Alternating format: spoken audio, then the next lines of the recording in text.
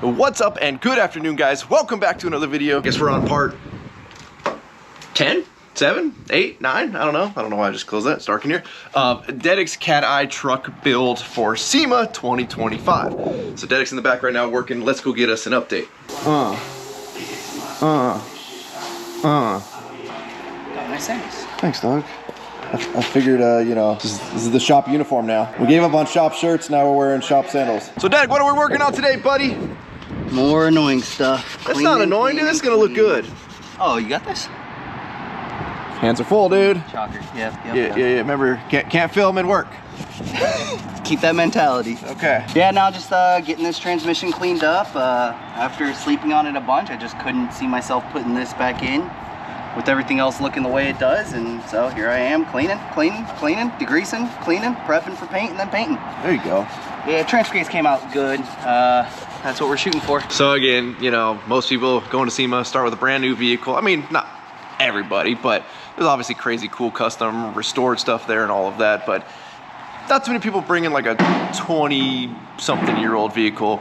So you can just start with a brand new truck, brand new transmission, and like brand new frame. Everything just looks clean underneath. So there's a lot going into just getting an old truck to what a brand new truck would be as your starting point, and then you build off of it from there. The transfer case again looks fantastic. Obviously that's the old, that is the new parts from Dmax store. So if you're gonna go to that work, you might as well have your transmission look the same. Engine, I don't know how far he plans on going with this engine to make it look nice, because there's only so much you can do, right? I mean, your downpipe's gonna be rusty. You're gonna have some stuff in there. I mean, he can clean up a little bit of it, but that's gonna be like a week's worth of time or more to really clean that thing up. So we'll see how dedicated he is to that, but we just don't need to pop the hood. You know, as long as, you know, when you look in the wheel wells, you can see like, looks pretty good. I think we'll be okay. All right, well now we have our cleaned, prepped, painted transmission. Torque converter's back in already. Whew. I'm tired. It's later in the day. It's just me. I'm the only one here now. So yeah, I'm gonna go ahead and see how far I can get without really messing anything up.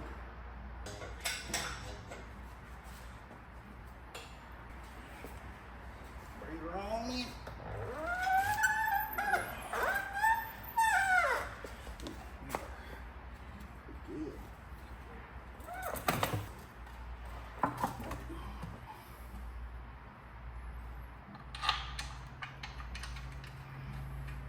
There we go.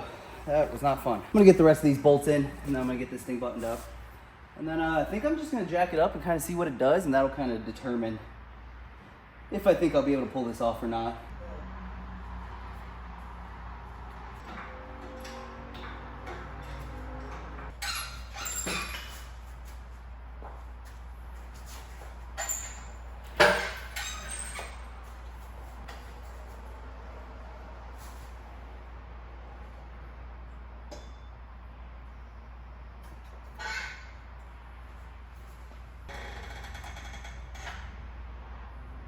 Kind of expecting for a little more, honestly, but I guess that's a good thing. Now that it's in, I hate how the engine looks. It just looks too gross. So I'm probably gonna end up kind of dressing it up. I don't think I'm gonna pull it back out to do it, but yeah, I think I'm gonna end up dressing it up, just cleaning it up a little bit, going through it, but I'm happy right now. Motor and transmission's in, baby. I'm probably gonna slap the transfer case on, and then drive line's in. I can start working on wiring. I can start working on like buttoning things up. I can put the front drive shaft in. That's huge. Yeah, no, it's a big day for me. So this is cool. I'm happy. Got a little more work ahead of me before the end of the day. So I'm gonna keep going. Well, I guess it was a good thing I went ahead and put the motor and transmission anyways, because I don't know if you can see right there, but looks like I'm gonna go ahead and be putting motor mounts on the list of things. Oh, yep, there we go. Yeah, motor mounts on the list of things I need for this, because I don't know about you, but I don't think I'm supposed to have the QD ones.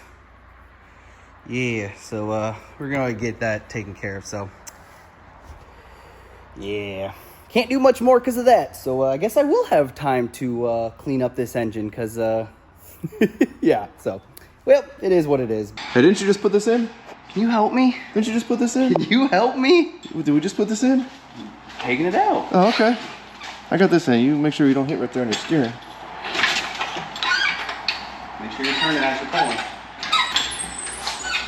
All right, Doug, you want to try to do like a ceremonial handoff between the engine hoist and the forklift?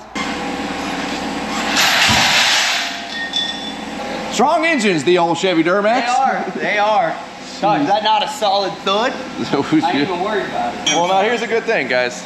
I know everybody complains about Dedek's safety. Well, he's got Crocs on today, so he knew heavy lifting was going to be going on. Better put the Crocs on. Yep. And maybe a better strap this time. Yeah. It would have been fine if I didn't have to like jerk it around a bunch, but yeah, you win some, you lose some. Fair enough.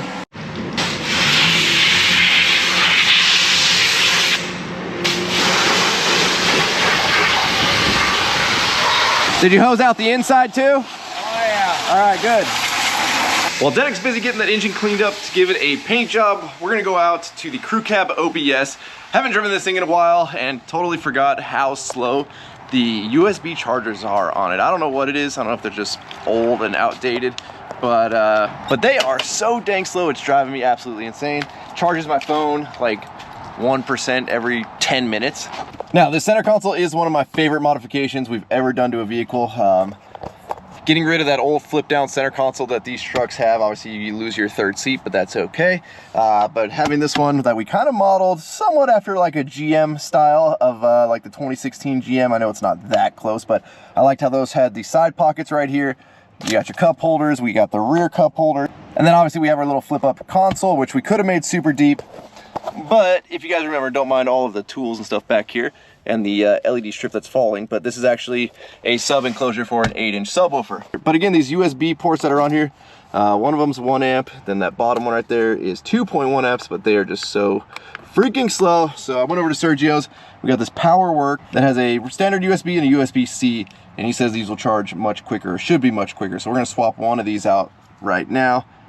I don't like that those don't match. Maybe we'll swap them both later, but we're gonna test this one and see if it's actually faster. Now, if I remember correctly, the center console should just lift up and slide back.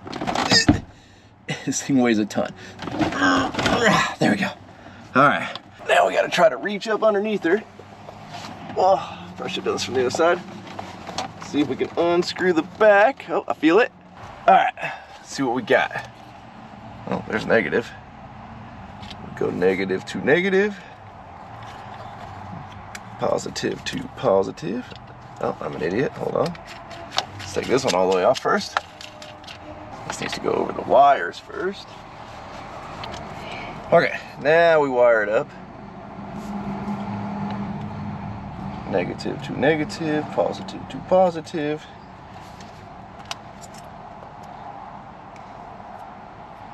Which way do we want it? We want it that way. I don't know if I really want this. It's a little cleaner without the little cover. All right, y'all, so we are in. Let's give it a little test. All right, we're working. I'm gonna watch this for a second and see if it goes up here, because I know my other one, I could sit here for like 10 minutes and you would maybe see it go up 8%. All right, we've already gone up 1% in like 45 seconds. I think it's safe to say this is a much better setup. Alrighty, y'all, well, another day is upon us, and well, first things first, Dedek's on the side of the road with a blown tire. So we're going to go pick him up, go grab some tools at the shop and his spare tire, which is also at the shop. And then we've got a big day planned for his truck. Alex from Hoppos is bringing down his rear axle truss that he so graciously cut out. The cab's gonna go back on. We're gonna see what's gonna happen, but it should be a pretty busy day. Hey dog, your tire's flat. Yeah, she lost a little air. Oh, okay. Probably go get the pump that back up. Yeah, I'll just drag you over there. All right, we've made it back to the shop. We're gonna pick up Dedek's spare tire and a couple of tools and go get this thing swapped out. You know, guys, the amount of time Dedek's put me on the side of the freeway. At least we got kind of a big area to work this time. Or we're gonna get some dummy that's gonna miss his exit, fly across right here, go right into the back of us.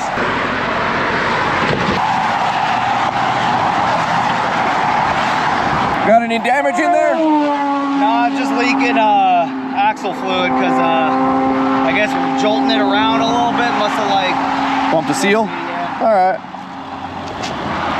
That's still good. Yeah, it's got a couple more miles on it. We'll get her patched. Yeah.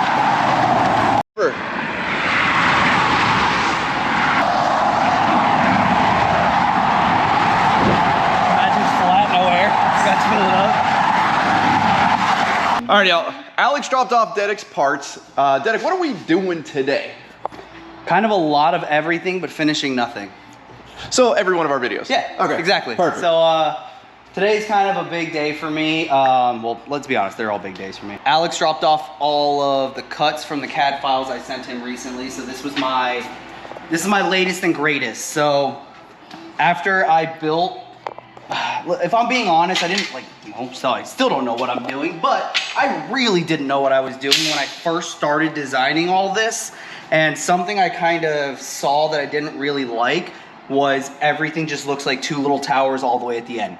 There's nothing going on in the middle. It kind of looked awkward to me. And also from like a strength perspective, I can't see how a bunch of leverage, you know, working in different ways is just really a good thing. So I wanted something that would kind of like distribute any forces that this would see. And so with that, I went with like more of a functional truss. So yeah, it was interesting how I got all these measurements. As you can see, I kind of messed them up a little bit, but that's just a trim to fit kind of thing. Everything else actually worked out really well, surprisingly.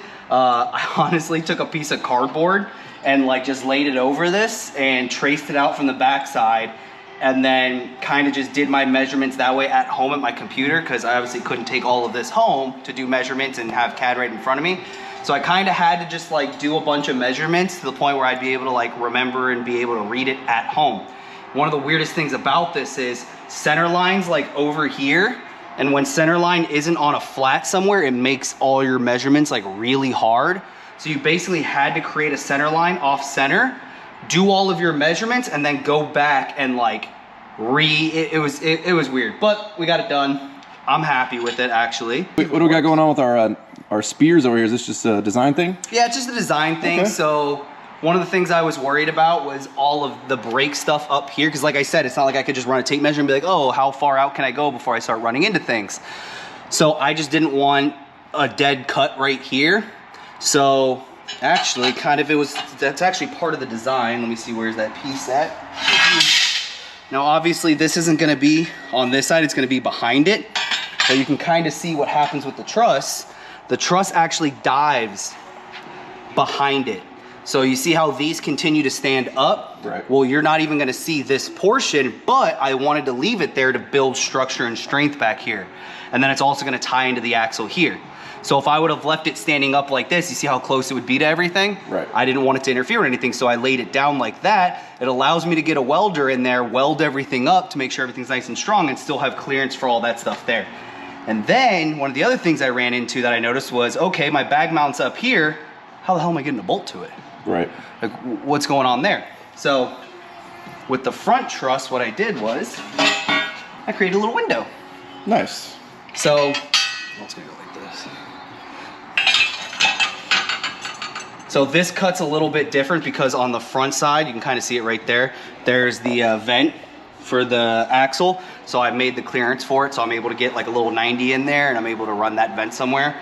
I'm not a fan of the people that just put the little breather right there. Right. You know, this whole build's kind of been like an OEM deluxe, and that's not really part of that OEM. So the design behind this idea right here, I did my tab and slots because this is going to be my new link mounts. And then I cut this window in here so that I have access to get the bolt in from the bottom side. And mind you, this is going to be on the front side of the axle, so once those link mounts are right here, you won't see this window, but it's there for me to get that bolt in there and be able to take the bags on and off, drop the axle when needed. Because if you mount it all up and then weld it in, you're never going to get to that bolt, and you've effectively just built a one-time use axle housing. If you got to replace a bag, you're replacing the axle because you can't get to that bolt. That's not efficient, that's not smart. So bag mounts here, so that's going to... Now, if anybody's confused, Dedek is cutting off what is currently on the axle. That was version 1, this is version 2. Yep, I noticed a lot of things I didn't like and things that I felt weren't built as strong as possible. And I mean, this thing's basically gonna be rolling around with my name on it, so I don't want it to have any potential of being structurally weak, because that's not safe.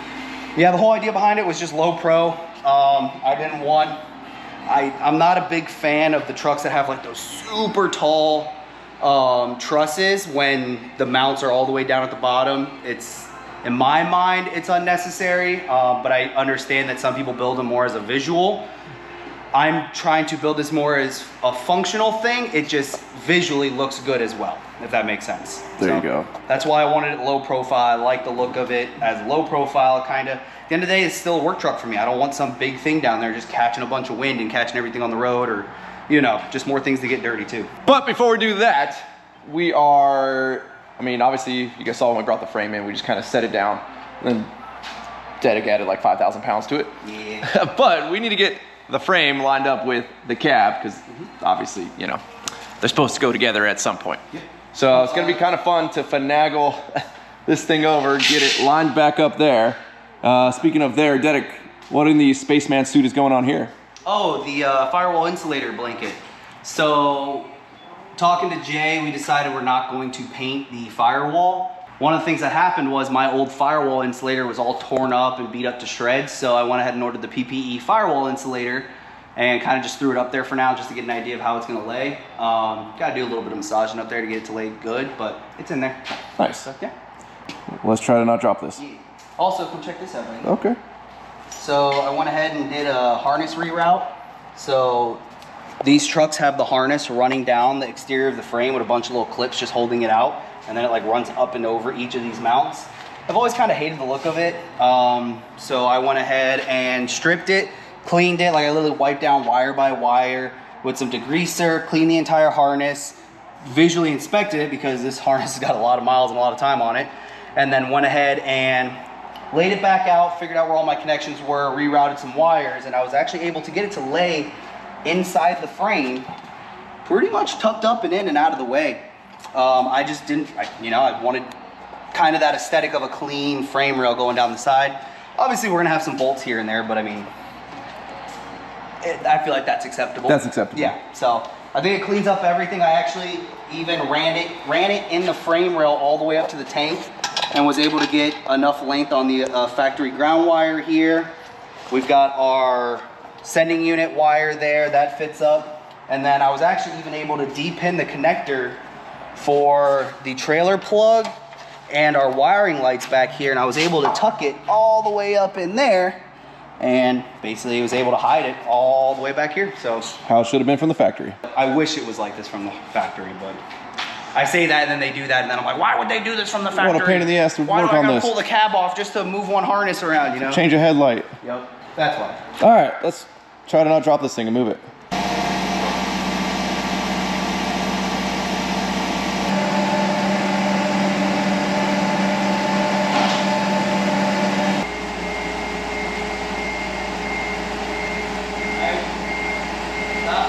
If anybody wants to know the strength of the Harbor Freight transmission jack, It held the entire front of this truck with the Duramax transmission, basically the entire front end all together. And rolled around. Yeah, and we were able to finagle it. So the old Pittsburgh transmission jack, pretty good. It's earned its keep. Yeah, if you're worried about it supporting a transmission, I think you're covered. gone ahead and got Dedic's axle brought to the back of the shop here so he can cut all of this old bracketry off. This looks like fun.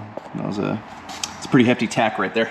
Yeah, well, remember, we actually took the truck outside, like, on its weight, so I didn't want anything to, and all of a sudden the truck's doing this. Yeah. We had a bigger problem, so I figured, you know, throw a little bit heavier of a tack on there. And Well, guys, we started putting Dedic's axle together, and then it was just, we needed to call the master.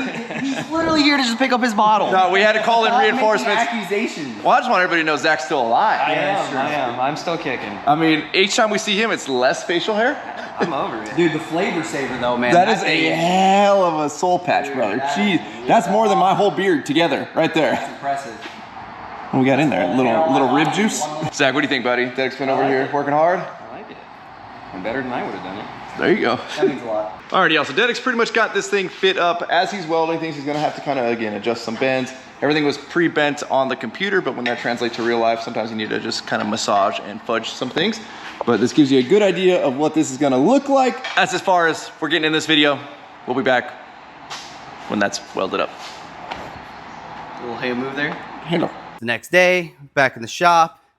And yeah, we actually ended up spending a lot more time here after Ryan left.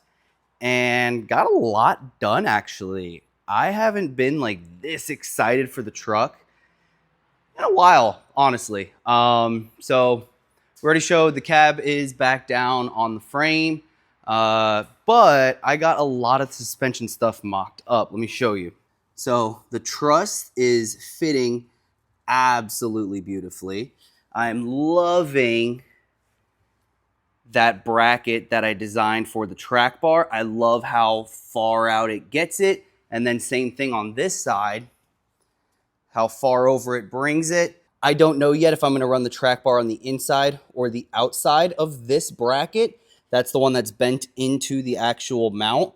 I designed this so that I could either run it on the inside or put it on the outside, and then I have the bracketry to tie it back into the axle. Reason for that is you can kind of already see right now that it kind of shoots out at an angle away from the axle as it goes this way. Sorry, let me get my hand out of there. I feel like it's kind of hard to show all this. So it's very minimal, but it actually shoots out that way. And my problem is by the time I kick that over to get that parallel with the axle, I feel like I'm going to be closer than I want to be to that bag. So my other option is to flip this to the other side and then scoot that down, which that was designed to be located anywhere. And then I have some brackets that go in behind there that bolt in that help tie that bracket in more on that frame side. Since so much is going on there, I wanted that to be the strong side. Well, they're both strong. That one's just tied in even more than this side is. Guys, I could not be happier with how everything is turning out. I've got my pinion angle set. I know a lot of you had concerns about that. It probably looks weird on camera, but I verified it against my output on the transmission. That is exactly where it needs to be. And then I've already got my link mounts that are going to index into the actual truss just like that. So I'll be able to weld it right there and there, down both sides, down the sides there. And you can kind of see those windows I had that allow me to bolt the bag to the top of that. So I am going to take the next few minutes and just kind of do 4 good tacks, the truss down to the axle. I can't start burning it in yet because that axle has to get stripped and prepped, whether I'm powder coating or just painting it here. I haven't decided on that yet, but regardless, I want to get everything on its weight today to cycle it. And that's including well, maybe the front. I haven't decided if I want to put the front end fully together yet. I'm still waiting on those boots over from Kryptonite so I could tighten down my ball joints. And then also I don't have the rotor dust shields that go behind the wheel bearings. That one's not so much of a big deal, but the ball joint, I don't really want to put a lot of weight and pressure on it and then have to end up beating it off to get it out of there to swap out that boot. I just got those knuckles powder coated. So anything I can do to preserve that stuff and make that stuff look better is going to lead to a better end product. But not going to lie, I kind of have the itch to see this thing on all 4s again. All right, so now that we have the bung out and the fitting reassembled and then put into the mount, we can take our link and just kind of go ahead and size it up. Nothing too technical about this. And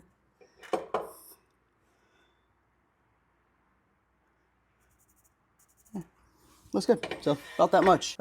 Should be the same for both uppers, but I'm just gonna go ahead and do each one at a time. And yeah, so we're gonna go ahead and pop that link back out, cut it, slide it back up, make sure it's good, throw a tack, tack, tack, and move on to the next one.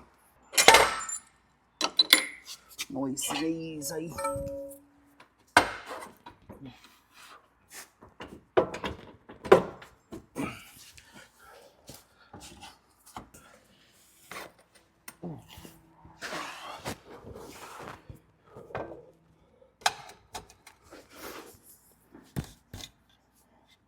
Ooh, that one came out perfect. We're in now.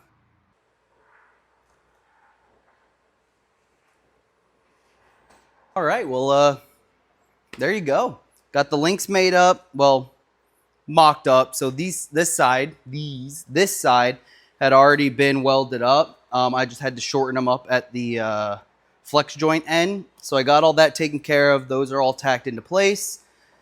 I've got my cross member tacked up. As long as nothing like pops or goes crazy, I'm gonna actually try to put this on a set of wheels and tires and kind of find ride height. I've got the big jack stands in the rear over here. I'm gonna actually move those up front to kind of simulate what ride height would be up there. I just want to kind of get a visual of it because last time I did this, we were way too high in the rear, and I just want to make sure that all the adjustments I made in the cradle and my axle side mounts worked out. Let's do that. This is big. This is like big, you know, for me at least. This is like I usually say like a bunch of little wins creates one big success, but this is kind of a big win here.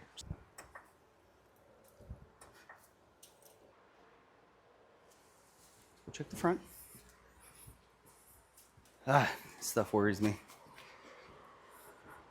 That's full tuck right there.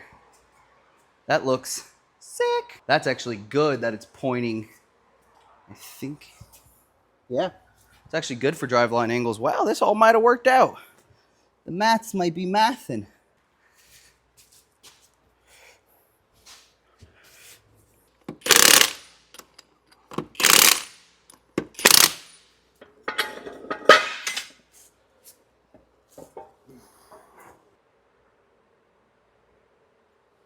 Woo-hoo.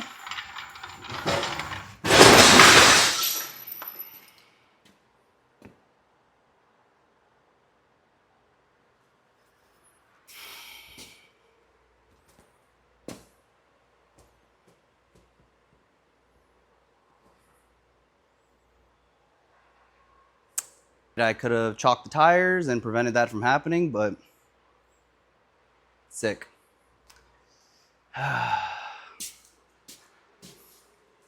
It ain't always about the goods. Got to show the bads. So, what I thought could potentially happen, happened, and the front of my truck's on the ground. So, once the rear was able to roll, I guess it was the frame was somewhat at an angle like this, and so there she is on the ground. Cool. Let's get it off the ground.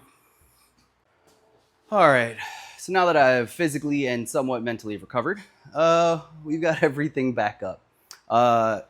Damage was extremely minimal, but check it out. So I think here, let me go to the important side for right now. Back here. So I don't know if you can tell, but the truck's definitely got a bit of a squat to it, which is good. That's what we wanted because it is completely aired out in the rear. And I believe that is where ride height is going to be up front. So that's good. That means once we air up, that, you know, we'll be level. And that's what we want. That's kind of the whole point of this. Problem was we were completely aired out before and we were just barely level. Obviously, you can't ride on no air in the bags, so that wasn't going to work. And that's why I went through the process of redesigning all that. Now that we have no jack stands in the rear, you can actually get a look. Oh yeah, check that out. So mind you, that track bar looks the way it does because we are completely aired out. Once I air up, it'll go level, and that's what we want. So I'm gonna go ahead and put some air in this and see what happens.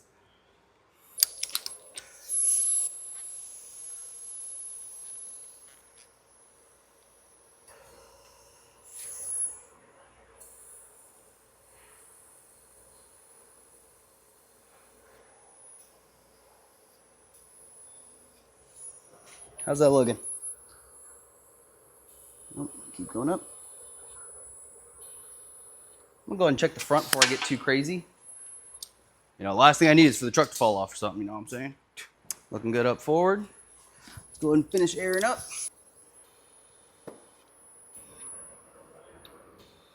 Take a quick measurement. So 9.5 from the top and bottom of the bag mounts. It's kind of, no, too high, too high, too high. Go back down, go back down.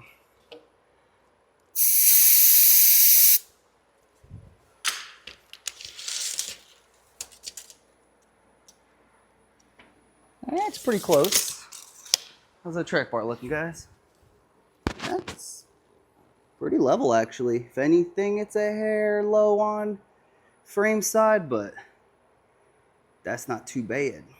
I forgot where I left off, but yeah, I'm done for the day. I'm tired. Truck's looking like a truck again. You know, let me show you. Let me show y'all some things. So, I'm not gonna lie, I got kind of, I'm not gonna say bored, but I kind of forgot what my truck looked like, and I kind of wanted to know what that was again. So I went ahead and just threw the fenders on, the driver's side doors, just to kind of get an idea of what this thing's gonna look like. Cause this is, yeah, I think this is ride height right here. And boy, may I add, it looks good. It's a good height, just to give you a perspective.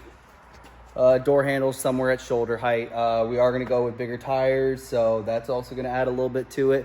And then I think a little bit more on the body mounts is also gonna add a little more to it. So it's probably gonna go up another 2 inches from where it's at. I wouldn't be surprised if that happened. Also, I think I am a little down in the rear and up in the front. So, but yeah, kind of give you guys an idea. So I've got that center support piece mocked up in there. I went ahead and welded, or at least just tacked on my upper shock mounts and my lower shock mount. So oh yeah, my bad. I got shocks. So I found a set of these Kelderman shocks that were floating around from a lift kit that I did not too long ago. And they actually worked out perfectly. Like, I'm talking like fully aired out. It's like that far from bumps, and then fully aired up. I think I have an extra like inch of travel past where the bags inflate. So that's kind of cool. I don't know if I doubt I'm gonna keep them. I use them for mock-up purposes because, well, obviously if they have them in that size, I can get them in other shock lengths because clearly it works. So I went ahead and did it like that. Went ahead and threw the hitch on just to kind of get it. I was moving it around, and honestly, that thing's a pain in the butt to move around. So I went ahead and put that on. And I have yet to decide what I'm gonna do with this. I think I am gonna end up moving that track bar out to the other side. The only reason why I haven't done it yet is because I don't know where the hell the exhaust is gonna end up fitting in all this. Totally forgot about that. Yeah, it's kind of tight. This is little less than ride height, I believe. And yeah, there's not much room for an exhaust to go. So I'm gonna have to figure that one out. But we might end up having to like modify it a little bit and get fancy with it to get it past that track bar so it doesn't interfere and cycles and all that good stuff. Wow, today was a big day. I got like everything I wanted to do plus some extra. And I had to deal with the truck slipping off the jacks in the front. So that was fun. I think that's gonna wrap up this video. I appreciate you guys for watching. I know I kind of rambled on today. Like I said, it's just really hard to like work and film at the same time. So I did my best today. We are like very close to having like an actual roller again. But yeah, I mean, that's it. That's my truck. Damn.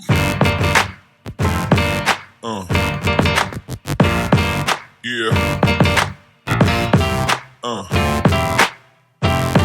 Yeah.